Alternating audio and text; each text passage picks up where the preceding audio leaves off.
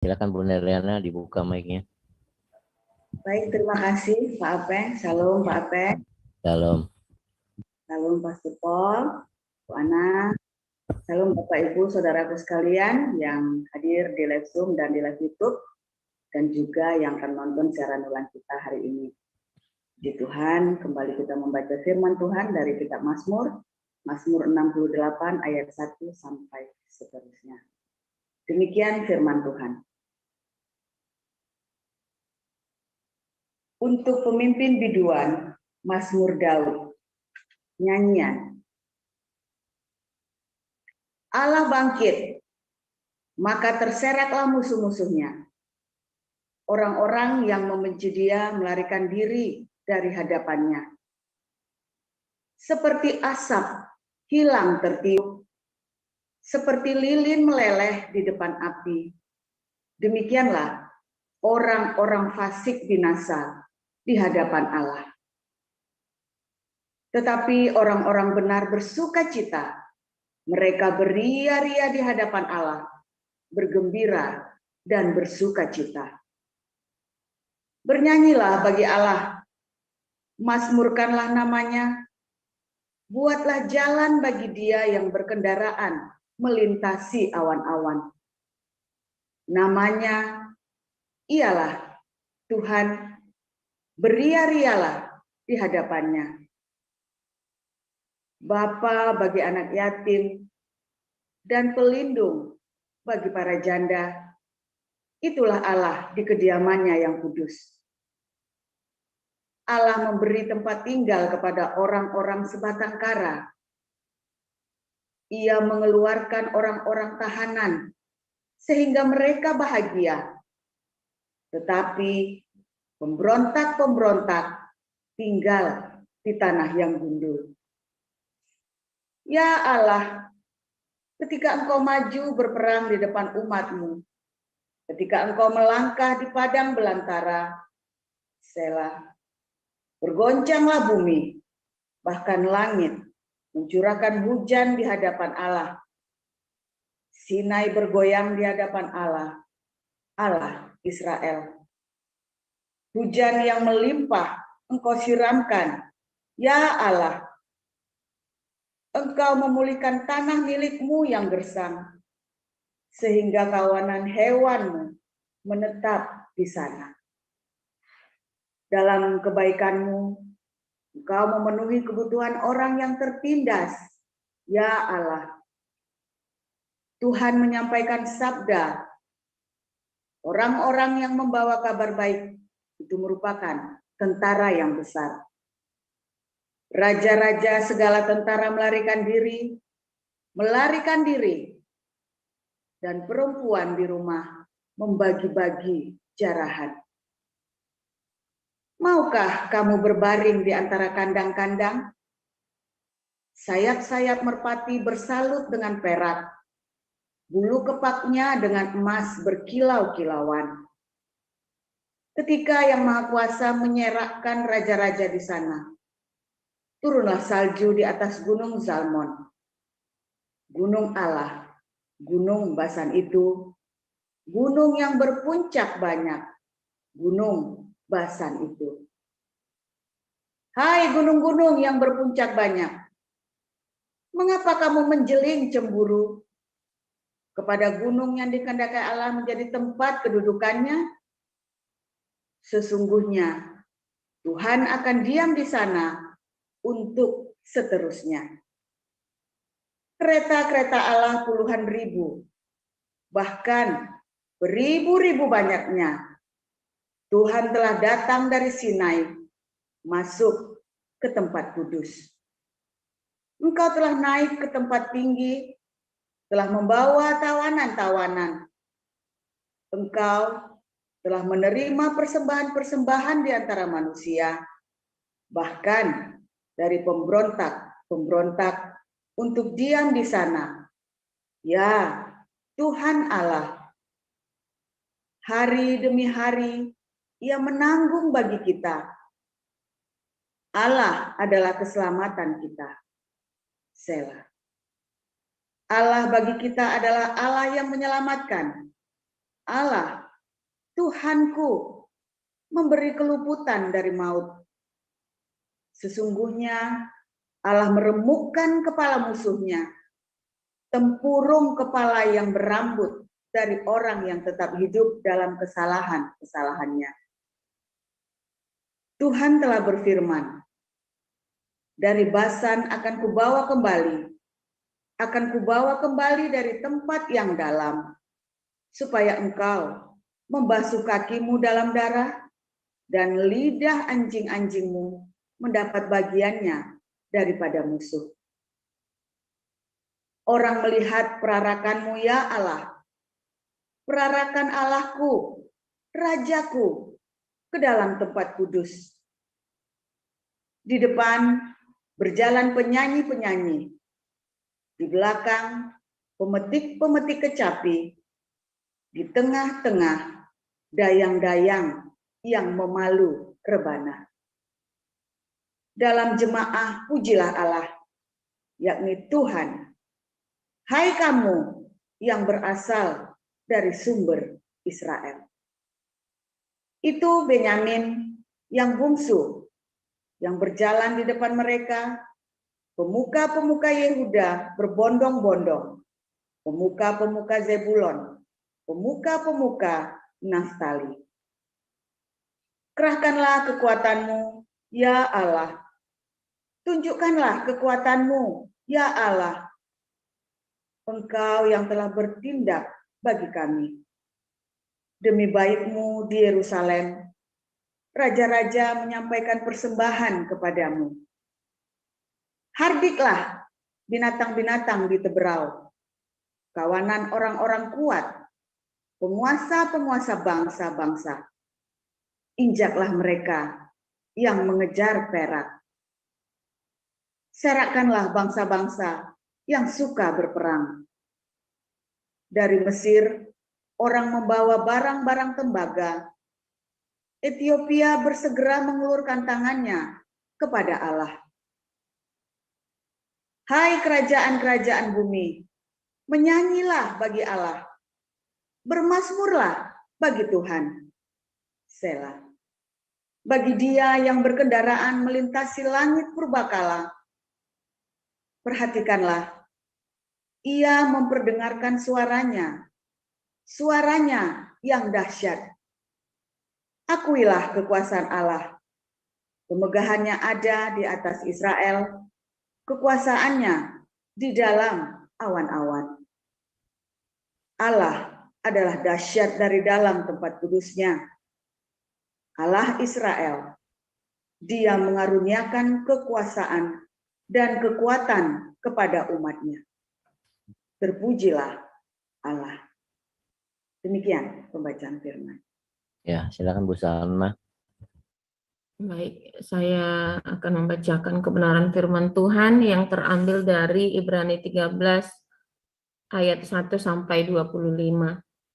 Beginilah firman Tuhan. Peliharalah kasih persaudaraan.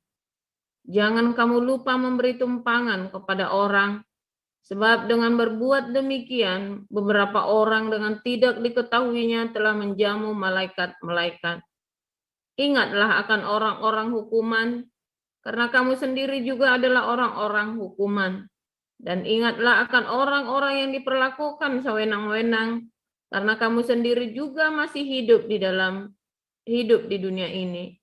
Hendaklah kamu semua penuh hormat terhadap perkawinan, dan janganlah kamu mencemarkan tempat tidur, sebab orang-orang sundal dan penjina akan dihakimi Allah. Janganlah kamu menjadi hamba uang, dan cukupkanlah dirimu dengan apa yang ada padamu. Karena Allah telah berfirman, Aku sekali-kali tidak akan membiarkan engkau, dan aku sekali-kali tidak akan meninggalkan engkau.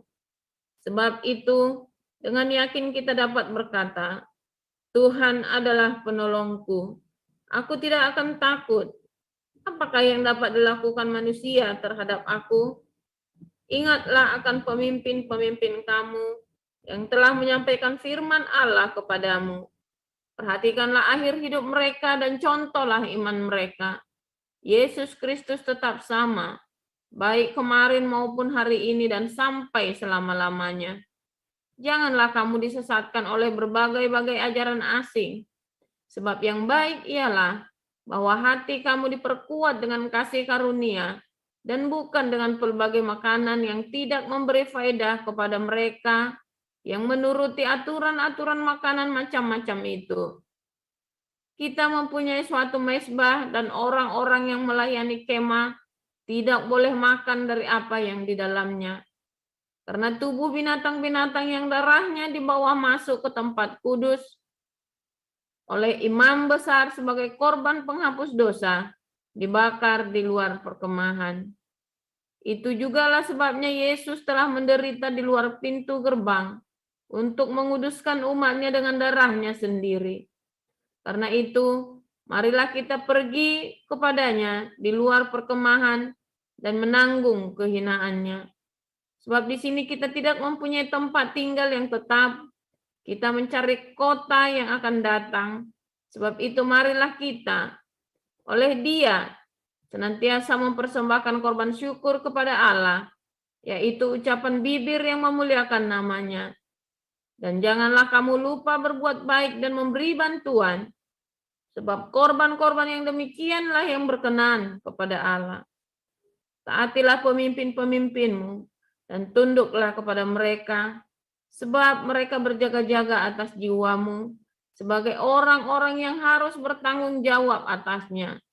Dengan jalan itu mereka akan melakukannya dengan gembira, bukan dengan keluh kesah, sebab hal itu tidak akan membawa keuntungan bagimu. Berdoalah terus untuk kami, sebab kami yakin bahwa hati nurani kami adalah baik, karena di dalam segala hal kami menginginkan suatu hidup yang baik. Dan secara khusus aku menasehatkan kamu, agar kamu melakukannya, supaya aku lebih lekas dikembalikan kepada kamu. Maka Allah damai sejahtera, yang oleh darah perjanjian yang kekal, telah membawa kembali dari antara orang mati, Gembala Agung segala domba, yaitu Yesus, Tuhan kita. Kiranya memperlengkapi kamu dengan segala yang baik untuk melakukan kehendak-Nya dan mengerjakan di dalam kita apa yang berkenan kepadanya oleh Yesus Kristus. Bagi Dialah kemuliaan sampai selama-lamanya. Amin. Dan aku menasehatkan kamu, saudara-saudara, supaya kata-kata nasihat ini kamu sambut dengan rela hati, sekalipun pendek saja suratku ini kepada kamu. Ketahuilah bahwa Timotius, saudara kita, telah berangkat. Segera sesudah ia datang, aku akan mengunjungi kamu bersama-sama dengan dia. Sampaikanlah salam kepada semua pemimpin kamu dan semua orang kudus. Terimalah salam dari saudara-saudara di Italia. Kasih karunia menyertai kamu sekalian. Demikian. Ya, terima kasih Bu Salma. Kita akan mendengarkan renungan firman Tuhan pagi hari ini dengan judul Menjamu Para Malaikat. Silakan Pastor Paul. Ya, haleluya. Firman Tuhan selalu baru apabila kita selalu mentaati apa yang menjadi kehendaknya, yaitu bermarturia dan berdiakonia ya. Sebab banyak orang ya menjadi seorang Kristen dan dia beretorika. Istriku tolong buka Ibrani 13 ayat 1 saja, ayat 1 ya. Banyak orang suka beretorika dengan imannya ya. Nah, saudara, saya tiap hari ya selalu kita belajar logos agape itu diakonia marturia, lalu jadi rema, ya rema itu yang akan memimpin hidup kita. Seterus ya tiap hari selama setahun, karena itulah inti dari kekristenan, itulah inti dari proses di dalam kekristenan. Ayat kedua, berarti ayat kedua ya. Ayat kedua. Ibrani 13 ayat 2 ya, menjamu para malaikat. Ya. Nah, selalu begitu ya, diakonia marturia, logos ditambah diakonia marturia, jadilah dia rema. Nah, rema itu nanti makin lama makin kuat dia. Orang-orang yang penuh dengan rema pasti akan berdiakonia dan bermarturia. Dan dia akan tambah lagi sampai dia kepenuhan rema. Itulah kepenuhan Roh Kudus. Ya, makanya saudara selalu ya luangkan waktu ya untuk berdiakonia, memberi makan. Kalau bisa lebih ya untuk sekolah, tapi minimum beri makan. Nah, sebetulnya ya selain kasih makan, kasih pakaian, kasih makan, kasih minum ya, kasih pakaian, kasih tumpangan. Itu penting ya, kasih tumpangan. Nah, di dalam Mazmur 68 dan Ibrani 13 ini klop banget ya. Kasih makan, kasih pakaian, kasih minum, kasih tumpangan, tetapi juga besuk orang-orang yang di penjara. Nah, ia adalah bapak bagi anak yatim. Ya, orang-orang yang susah. Jadi saya selalu nasihati anak saya ya, kalau ada anak yatim, kalau anak susah, walaupun dia menyebalkan, terus dia nindas kamu bisa lawan dia, tapi kamu minggir saja. Kamu tindas pun dia bisa, dengan mudahnya kamu menang. Tapi sebaiknya kamu mengalah, minggir. Bukan karena takut, tapi minggir karena kasihan. Tapi harus kasih pelajaran, jangan, nggak perlu. Ya, dia sudah menderita, jangan ditambah susah lagi. Kalau bisa malah dia, kamu tahu dia butuh apa, kamu tolong.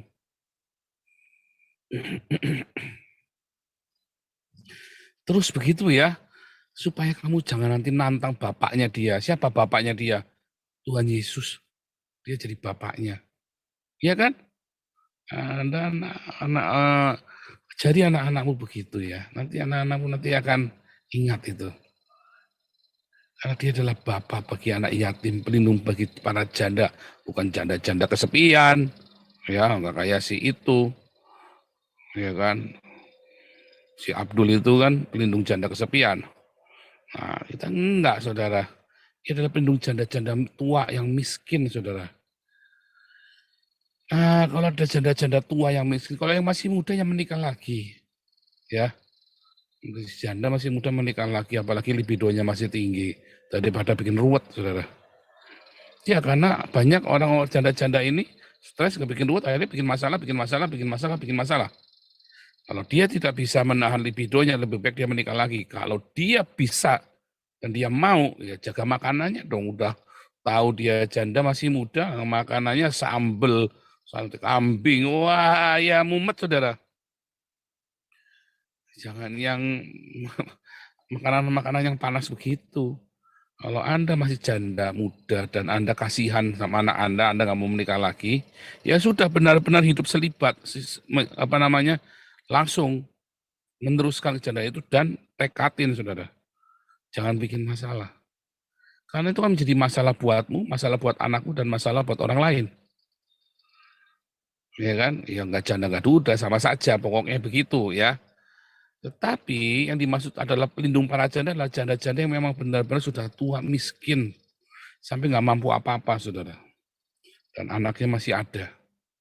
Atau janda-janda yang benar-benar sudah selibat, udah benar-benar udah tekatin, dan dia hidup benar-benar dalam kondisi minus, saudara. Ada yang memiutangi orang-orang seperti ini, ya jangan ditagih, saudara. Kalau dia sudah nggak kuat bayar, jangan ditagih. Kalau dia masih niat mau, ya ditagih dengan rutin. Tapi kalau dia sudah, lepaskan saja, saudara. Tidak akan kurang berkatmu, saudara. Tapi Anda harus ngomong, Ibu, saya seharusnya nagih. Tapi karena saya menuruti firman Tuhan, saya harus lepaskan Ibu. Lepaskan, saudara. Wah, mumet, saudara. Iya. Mumet, saudara. Tapi kamu tidak akan kehilangan berkatmu. Jangan malah diinjak, saudara. Salah. Kalau dia masih muda, tekan dia biar dia bayar utangnya. Tapi kalau dia sudah entah karu-karuan hidupnya, lepaskan, saudara. Makanya jangan sembarang ngutangin orang. Nah, saya tuh nggak suka ngutangin orang, udah utang-utang enggak. Ya. Jadi kalau memang cuma pinjam pakai ada ya, misalnya kita memang udah tahu memang uangnya ada dan memang kita pinjam pakai karena kurs rupiah visa itu kan beda, namanya bukan ngutangi gitu kan. Tapi ada ya udah gitu terus dipongnya nggak dibayarkan ya banyak. Ya, di Eropa ini ya banyak saudara. Jadi saya pinjam ini ya nanti saya bayari sebulan, 2 bulan, 3 bulan, 6 bulan, 2 tahun lupa. Aduh iya lupa, pura-pura lupa. 5.000 euro lupa, gundul peang. Ada ya. Saya diceritain sampai gatuk-gatuk kepala, masa ada gitu. Masa susah sekali. Iya, Paul. Ya susah. Itu tabiat ya, kalau itu mah tabiat. Tapi ini janda-janda bener-bener susah, saudara. Nah, makanya jangan sembarang ngutangin orang deh pokoknya ya. Daripada ruwet, nanti Anda malah nyesel-nyesel di belakang. Ya, makanya jangan sembarang utang-utang juga. Nah, saudara, saat itulah saudara kita menjadi sahabat-sahabat Allah. Saat Anda membela anak yatim dan janda-janda miskin dalam kesusahan mereka, itulah Anda sedang melakukan apa yang Tuhan inginkan dalam hidupmu. Itulah gunanya perpuluhan, saudara. Itulah gunanya kolektormu. Itulah diakoniamu. Itulah persembahan uangmu.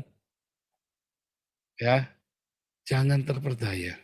Itu beneran ya, Anda ingat-ingat itu. Itu lebih berguna daripada Anda kasih ke gedung gereja yang tidak memperdulikan janda-janda miskin dan anak yatim di dalam gerejanya. Itulah sebabnya Yayasan Embun Pagi kita mau bikin ya. Kita masih bergumul berdoa terus ya. Satu-satu masalah-masalah di yayasan sudah selesai di Yayasan Damar Kasih dan Galarua. Nah, kita nanti tunggu satu-satu ya. Kita mau bikin Embun Pagi untuk ruang tolong menolong, saudara. Apakah mau disertai koperasi? Kemarin ada beberapa keberatan. Oke, kita bikin yayasan dulu deh. Yang penting jalan dulu ruang tolong menolongnya ini, ya, supaya kita bisa tolong Anda yang sekolah, yang anaknya sekolah butuh belum bayar sekolah apa, kita tinggal info di situ ya di grup. Ayo siapa yang mau ini? Nah, kita umumkan di sini, ya. Oh iya, saudara yang punya laptop bekas masih bagus, tolong hubungi saya ya. Ada satu orang yang membutuhkan laptop, ya. Ingat namanya ini ya, Ibu Ica ya, yang dulu pernah kesaksian ya. Dia lagi butuh laptop, saudara, buat anaknya. Saudara yang punya laptop bekas nggak dipakai, hubungi saya ya, supaya kita bisa salurkan ke Ibu Ica. Nah, saya tiba-tiba kepikiran ya, saya dari kemarin saya tolak, saya nggak mau bilang Ibu berdoa. Tapi tiba-tiba pagi ini saya langsung terlintas di kepala saya ya, saya mau carikan laptop ini. Ya, saudara yang punya laptop bekas masih bagus ya, tolong diinstal ulang, di reset semua, di format ulang, Windows-nya masih bagus, jangan yang udah rusak ya, kasihan nanti ya, kasihan dia, mungkin benar-benar masih bagus tapi saudara udah nggak pakai. Ya laptop buat anak sekolah itu loh, nggak usah yang Core i7, ya cukup biasa saja yang yang biasa itu lah, pokoknya laptop itu biasa itu ya, tapi jangan yang rusak ya, kasihan anaknya nanti. Ya lagi kerjain, udah separuh jalan tugasnya mati semua, wah nangis bawang itu nanti. Ya, jangan yang rusak. Kasih yang terbaik. Kalau mau ngasih, kalau enggak jangan dikasih. Kalau mau ngasih yang terbaik. Ya, syukur-syukur ada yang mau belikan, wah haleluya ya. Kalau Anda digerakkan mau belikan, boleh ya. Nah ini kita mulai ya. Tiba-tiba tadi hati saya langsung deg gitu ya. Ini Ibu Ica ya, ini sudah lama ikut pemuridan kita ya, Ibu Ica ini. Saya dari kemarin saya tolak ya, udah 1 bulan saya tolak. Tapi tiba-tiba saya kepikiran, barusan aja nih. Ya sih Pak, kayaknya ini mau saya umumkan. Nah saudara, bantu ya, kalau ada yang tergerak dan memang benar-benar ada punya ya. Nanti hubungi saya atau hubungi Bu Ana atau ya hubungi hubungi Bu Vivin ya. Kontak person kita di Embun Pagi kan. Coba kontak ya. Jangan memaksakan diri juga ya, gara-gara pengen enggak. Kalau ada, kasih. Kalau enggak, jangan dipaksa. Kadang-kadang ya, orang-orang supaya dapat nama, jangan. Namanya ruang tolong menolong, ada kita tolong, enggak ada, diam saja. Begitu ya. Dan juga nggak usah ngajarin. Dan nggak usah ngajarin. Kalau mau tolong, kalau enggak diam saja. Dah gitu saja. Ya. Ini kita mulai ya dengan ruang tolong menolong seperti ini. Oke, kita lanjut lagi. Dia bukan janda ya, tapi memang pandemi ini memang memukul habis hidupnya dia habis-habisan ya. Kemarin sudah jalan, ya sudah berapa bulan, Remuk lagi ya, dah apa-apa, kita masih doakan terus ya. Kita doakan terus. Ya, oke. Saudara, kita sudah tadi ya menjamu janda miskin, anak yatim. Nah, sekarang kalau orang-orang di penjara, saudara kepikiran enggak? Nah, nanti itu bagiannya Damaris dengan Embun Pagi itu ya. Bikin bagaimana kita ya bisa melawat orang-orang di penjara. Saudara punya enggak saudara yang di penjara? Aduh, saya takut Pak masuk penjara Pak. Saya mau besuk, ada ya orang mau besuk penjara saya takut ya. Ada saudara, ada tahayul gitu kan. Saya mau masuk penjara, mau besuk takut.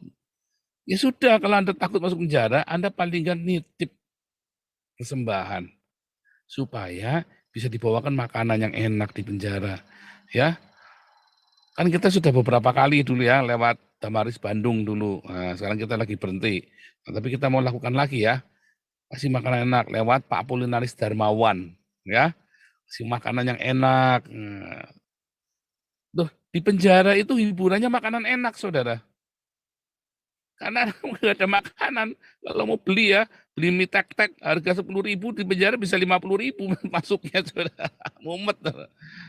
Anda mau beli mie tek-tek tuh ya, mie yang orang Tegal itu mie tek-tek itu, yang suka mie ayam, yang suka teriak-teriak begitu kan. Harga 10.000 masuk penjara 50.000. Anda mau beli bakmi GM harga 25.000 masuk penjara 100.000. Nah, kita bawain. Pada Ramadan kita kirimin KFC ya. Oh, seneng mereka saudara. Seneng.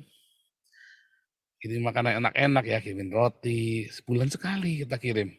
Seminggu sekali, sorry ya, seminggu sekali ya kayaknya ya. Owen Fang yang tahu itu. Nah, nanti kita Jakarta mau bikin juga. Ya, nanti kerjasama. Nah, tapi untuk yang Embun Pagi adalah untuk yang komunitas kita. Kalau yang di Damaris kan kita nggak tahu orangnya siapa. Lempar. Nah, sekarang Embun Pagi adalah komunitasnya kita sendiri. Kita mau bikin, saudara. Kepikir nggak? Kalau kita ini segini orang segini banyak ya, yang dengernya ada orang 4.000, 2.000 sampai 4.000. Ya, ada yang miskin, ada yang kaya. Ya kan? Sebenarnya banyak duit kan tinggal kasih aja dikelola, ya kan kayak Damaris. Kan tapi dikelola untuk kita, untuk orang-orang Kristen yang rajin datang Embun Pagi, yang rajin ikut YouTube-nya Embun Pagi. Bayar dong, enggak bukan bayar ya. Kalau Anda pergi ke gereja kolekte, ke sini ya kolektenya buat kalian sendiri, buat saudara-saudara kalian yang ada di sini. Gitu ya, bukan buat saya, bukan. Ya, tapi buat orang-orang di sini. Supaya apa? Makanya masuk ya, Anda rajin masuk ke Zoom-nya Embun Pagi. Nah, minimum ya Anda bikin gimana caranya Anda punya wifi di rumah. Murah kan, cuma 50.000 per bulan. Langganan wifi itu kan, ambil yang paling murah. Makanya disiplin. Nah, uang tolong-menolong ini baik sekali, saudara. Dan kalau ada yang suaminya atau orang tuanya atau ini di penjara, ya kan? Nah, kalau sudah di penjara, kita besuk. Ada perhatian, ya. Karena kita disuruh ya, besuk orang di penjara loh. Tadi ya, semua orang-orang yang tawaran itu kita besuk. Orang-orang, tapi yang jangan yang berontak, kalau masih memberontak, ya sudah enggak usah. Tapi orang-orang yang memang sudah niat bertobat, yang lagi kesusahan. Nah, itu mesti kita perhatikan, saudara. Itu bagian. Nanti hidupmu itu ya, agape itu akan mengalir, melimpah keluar dari hidupmu. Ya, agape itu mengalir keluar dari hidupmu. Kemudian saudara kan, logos itu nanti saudara akan mengerti logos itu jadi rema. Dan saat itu saudara akan hidup di dalam. Tapi balik lagi, aletheia, jangan lupa kemarin. Tanpa aletheia semua itu hilang sirna, saudara. Tanpa aletheia yang Anda lakukan diakonia marturi itu hilang sirna, begitu saja, saudara. Seperti bocor, itulah embernya bocor. Nampung urapan ini buang semua. Ya, tanpa aletheia itu percuma. Tanpa kekudusan, udah sedikit kumpul-kumpulin urapan itu basi, bau. Buang juga akhirnya. Jadi tetap jaga kekudusan dan aletheia, ya. Sambil Anda bermarturia berdiakonia, Anda hatinya harus murni dan jaga kekudusan, jangan main-main, ya, jangan main api ya. Kemudian memberi tumpangan. Nah, ini susah, saudara.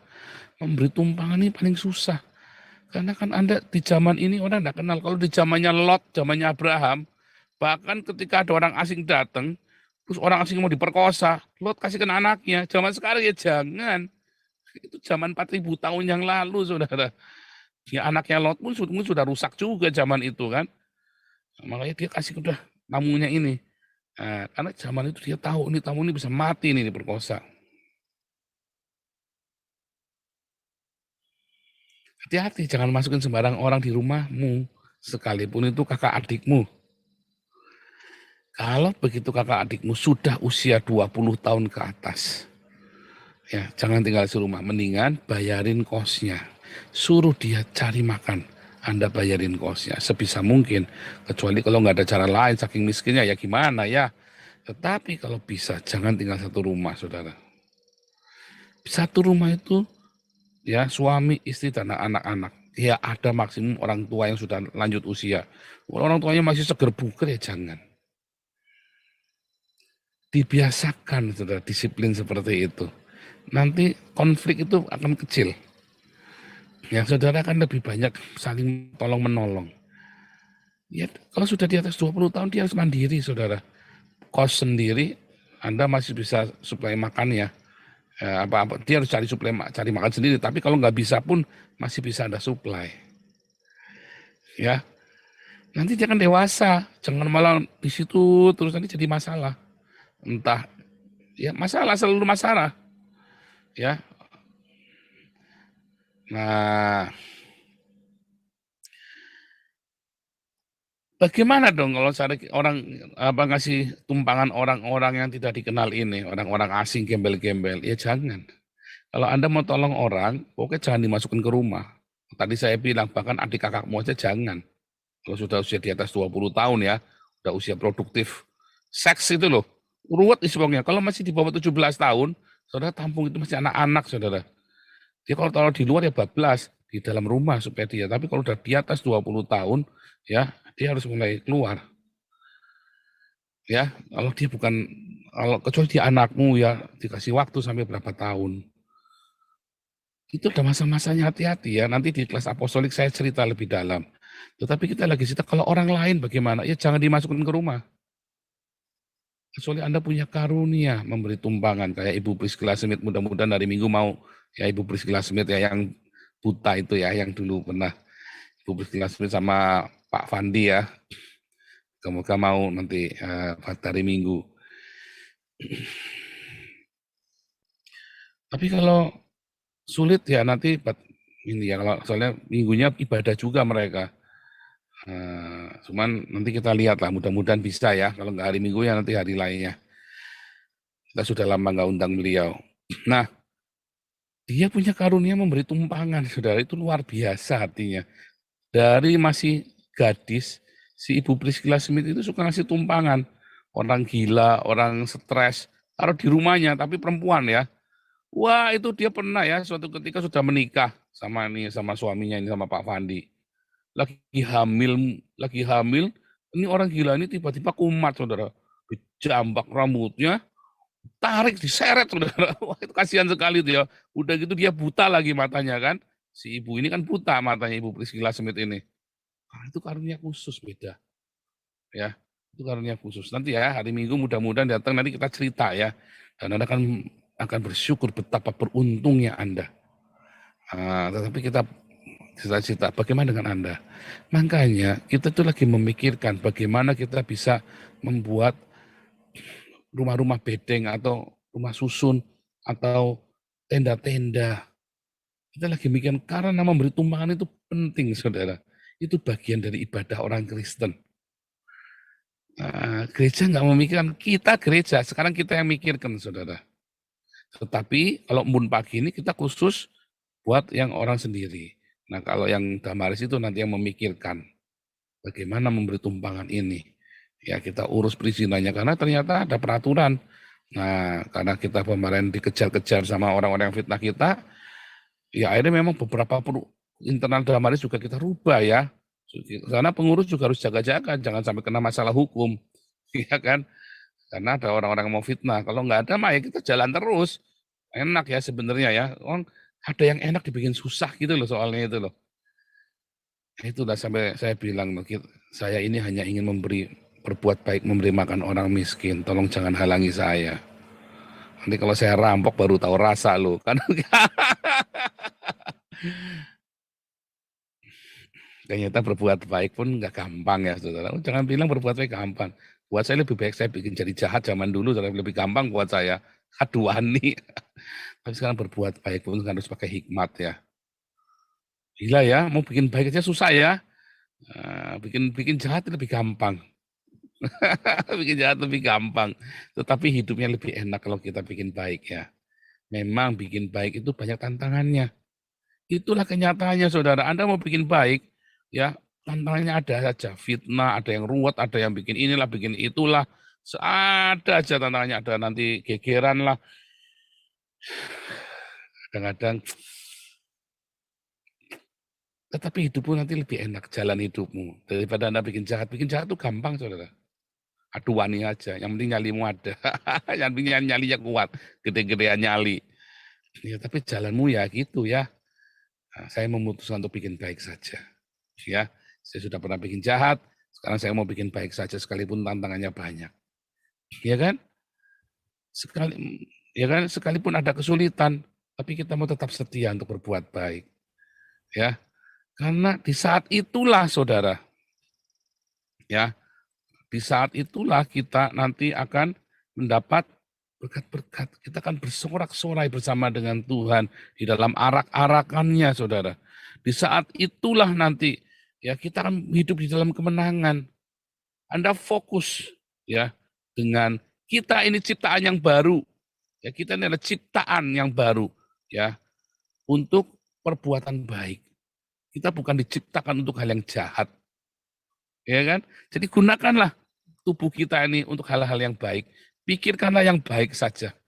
Kalau ada yang jahatin kita, pokoknya jalan terus, libas terus, gak urusan. Gitu saja. Bikin yang baik terus, saudara. Nanti hidupmu akan enak. Ya, fokus dengan yang baik. Walaupun yang jahat itu ngejar ya, sisa-sisa masa lalumu. Enggak apa-apa. Yang penting bikin baik terus. Nah, tadi teknik praktikal banget ya. Semua itu praktikal tiap hari Anda lakukan. Tiap hari Anda fokus ke sana. Lupa, saya lagi ada masalah kena kanker stadium 4. Jangan dipikirin kankernya, saudara. Ya berobat saja. Jangan usah dipikirin kankernya juga nggak pergi-pergi. Tiap hari mikirin kanker. Penyakit, waduh saya ini kena osteoporosis. Wah, tiap hari mikirin, sampai pusing. Nggak bakal sembuh. Ya. Kekhawatiranmu tidak menambah sejengkal jalan hidupmu. Malah orang yang nggak kena kanker tiba-tiba mati tabrakan. Nah, Anda kena kanker hidupnya masih sampai 10-20 tahun nggak mati-mati. Kapan aku matinya? Padahal kena cancer. Nggak usah dipikirin. Pokoknya fokus dengan perbuatan baik saja. Kalaupun sampai Tuhan panggil Anda, paling tidak Anda sudah berkarya untuk kerajaan Allah kan? Positif, hidupmu enak. Malah tiba-tiba ya sel-sel tubuhmu menghasilkan hormon-hormon yang positif. Yang itu akan menyembuhkan sakitmu. Ya kan? Yang enak-enak saja. Masalah, waduh, tangi wake, enggak apa-apa, tetap sisihkan untuk berdiakonia. Ya kan? Walaupun tangi banyak, tetap sisihkan. Ya, yang buat hidup Anda dan yang buat berdiakonia. Ya minta. Tangi banyak yang minta di reschedule. Di reschedule. Ya, ngomong sama orangnya. Yang penting Anda jangan utangnya banyak terus Anda pakai mobil mewah. Orang yang ngamuk, saudara. Kalau perlu jangan pakai mobil kalau utangnya banyak. Jual mobil Anda, naik motor saja, naik kendaraan umum. Apalagi kalau saudara di Jakarta. Ya, nggak usah gaya-gayaan. Lalu kalau butuh mobilnya sewa, murah. Sehari cuma 300.000 kok. 150.000 malah ya. Sehari 150.000 malah. Nggak apa-apa. Anda nggak kepikiran kalau lagi nggak ya tinggalkan saja. Gitu caranya. Jadi enteng hidupmu. Fokus dengan perbuatan baik. Yang ruwet-ruwet ditinggal. Saya ingat ya orang-orang di kota kami itu ya dulu ya di Tegal itu ada di tempat saya itu di kampung saya ya orang-orang Tionghoanya itu banyak yang nggak punya mobil, saudara. Nah kalau mau pergi-pergi gimana? Ya rental. Padahal mereka orang-orang kaya, saudara, orang punya duit semua, tapi nggak punya mobil. Karena bingung juga parkirnya di mana. Mereka tinggal kan cuma di ruko-ruko itu kan, kios-kios itu. tinggalnya di situ, mobilnya taruh di depan dicuri orang. Ya kan, sewa garasi tambah keluar duit lagi. Akhirnya mereka nggak usah punya mobil, karena ya rental. Mau pergi jalan-jalan seminggu, rental. Udah, setahun mereka nggak pusing, mereka cuma pergi ngurusin rental saja. Enak kan hidupnya kan? Enak saudara, ringan. Jadi hidup dibikin ringan saudara, jangan yang mumet-mumet. Sehingga Anda bisa konsentrasi untuk perbuatan baik ini. Coba Anda tiap hari nyicil mobil tiap tahun ya, mumet enggak semua mobil, cicilan mobil. Padahal Anda nggak pakai tiap hari. Bahkan tiap hari pun Anda bisa pakai kendaraan umum. Akhirnya apa saudara yang terjadi? Anda nggak bisa berbuat baik, Anda mikirin cicilan mobil. Ya kan? Mau cicilan apa saja lah. Kalau enggak punya, nggak usah nyicil-nyicil. Nanti matamu pecicilan nanti. Tiap melek makan pecicilan, enggak semua mau pusing saudara. Enggak usah, bikin yang ringan-ringan saja. Yang enteng-enteng saja. Ya, oke, Tuhan Yesus memberkati. Selamat menjamu para malaikat. Silakan Pak Apeng.